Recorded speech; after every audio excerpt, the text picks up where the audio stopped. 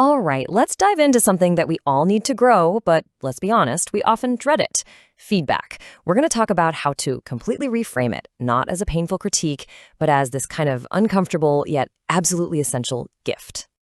I mean, just think about it for a second. Your boss or maybe a colleague says those 7 words, and what happens? Your heart immediately starts pounding. Your palms get sweaty.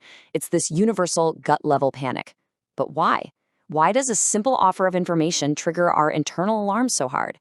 Well, to figure that out, we've got to look inside our own heads. So here's the central paradox we're all up against.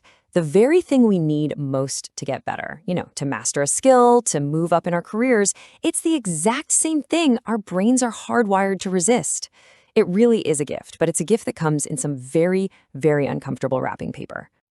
And this chart just lays out that split personality perfectly. On one hand, our logical brain knows feedback is the data for excellence.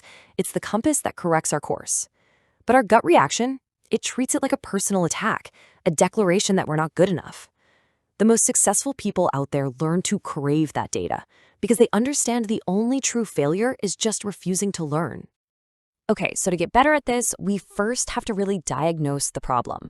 And it turns out that defensive, knee-jerk reaction, it's not a character flaw. It's actually a feature, not a bug of our ancient brain wiring.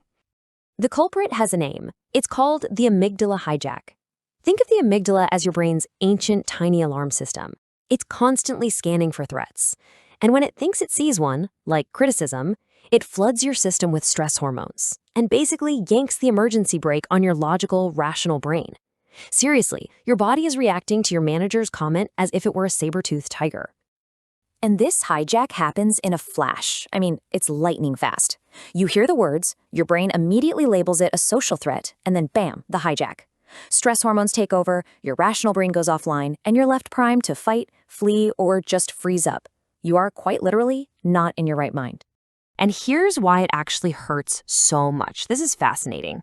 Research from UCLA shows that your brain processes social rejection, like criticism, using the exact same neural pathways it uses for physical pain. Your brain literally doesn't know the difference between a bruised ego and a broken arm. So this brings us to the incredible work of Carol Dweck on mindset. If you have a fixed mindset, you believe your abilities are innate. So feedback feels like a final verdict on who you are, which makes you super vulnerable to that amygdala hijack. But with a growth mindset, feedback isn't a verdict anymore. It's just data. The whole goal shifts from having to be good to wanting to get better.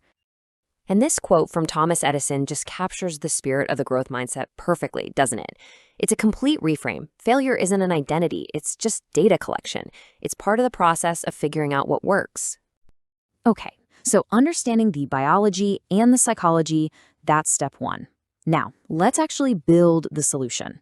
We're going to talk about a practical technique you can use to disarm that threat response and actually learn from criticism even when it stings. It's called the thank you technique, and it's deceptively simple. First, just listen. Don't interrupt. Don't think about your comeback. Your only job is to understand. When they're done, the very first words out of your mouth are thank you. Now, and this is key, saying thank you isn't agreeing. It's just acknowledging the effort, and it instantly de-escalates the tension. From there, you can ask neutral questions to clarify and then commit to processing it later. That gives your rational brain the time it needs to come back online. Of course, feedback is a two-way street, right? So now let's flip the script. Let's look at a framework for giving feedback that is clear, that's actionable, and is way less likely to trigger that defensive hijack in someone else. Oh man, we've all heard feedback like this before, and it's terrible. Why? Well, it's vague, it's super judgmental, and it attacks the person's character, not something they actually did. The person hearing this has no idea what to do differently, and really, their only option is to get defensive.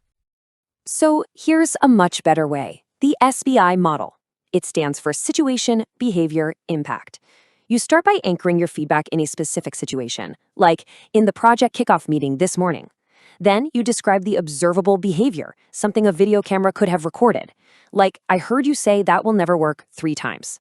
And finally, you explain the concrete impact of that behavior. Like, and the impact was the team seemed hesitant to share new ideas after that. See? It totally moves the conversation from judgment to simple observation. It's hard to argue with facts.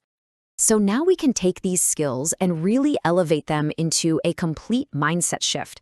The goal isn't just to get better at these one-off conversations. It's to start seeing feedback as a continuous loop that you can actively manage for your own constant growth. This right here, this is the big leap. The game changes when you stop being a passive recipient, just waiting for your annual review. You need to become an active, empowered seeker of the information you need to improve. You flip the whole script and start engineering the feedback you want. And how, you ask, is everything. Just look at the progression here. Do you have any feedback for me? It's terrible. It's way too broad. It gets better as you get more specific. An excellent question targets one thing you could have done better in the past. But an exceptional question, it's forward-looking, it's strategic. It asks for the one change that will have the biggest impact next time. Specificity is absolutely your best friend here. And finally, we get to the master skill, decoding. Let's face it, most feedback you get won't be delivered perfectly using the SBI model. It'll be clumsy, maybe emotional. Your job is to be a bit of a gold miner, to sift through the flawed delivery and find that 1% truth, that valuable piece of data hidden inside even the worst criticism. That way, no lesson is ever wasted. And this all brings us to the final, crucial mindset shift. We started this whole conversation seeing feedback as a threat, where the goal is just to defend yourself and be right. But this framework lets us see it as fuel. It's just performance data to be analyzed. And when that happens, the goal shifts from being right to getting better. Growth is no longer this scary, uncertain thing. It becomes a continuous, empowering loop. So ultimately, the information you need to reach your next level of performance, it's everywhere. It's in every conversation, every project, every single interaction. It's all just data. The only real question left is, are you ready to listen?